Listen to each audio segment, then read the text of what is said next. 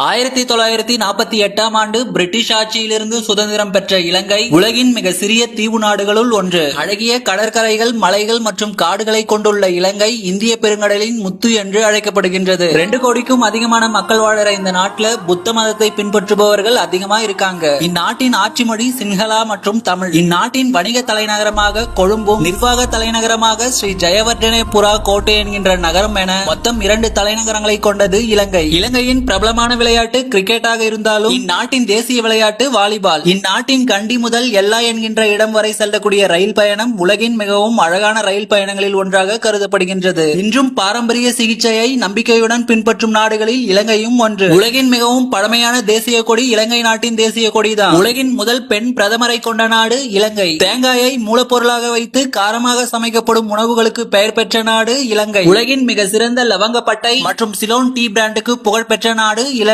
தேயிலை உற்பத்தியில் உலகிலேயே 4வது இடத்திலும், தேயிலை ஏற்றுமதியில் உலகிலேயே 3வது இடத்திலும் இருக்கும் நாடு இலங்கை. 2300 ஆண்டுகள் பழமை வாய்ந்த மனிதனால் நடப்பட்ட ஸ்ரீ மகாபோதி என்கின்ற மரம் அமைந்திருக்கும் நாடும் இலங்கைதான். புத்தரின் பல் இருப்பதாக நம்பப்படும் ஸ்ரீ டலடா மலிகவா என்கின்ற புத்த கோவில் அமைந்திருக்கும் நாடும் இலங்கைதான்.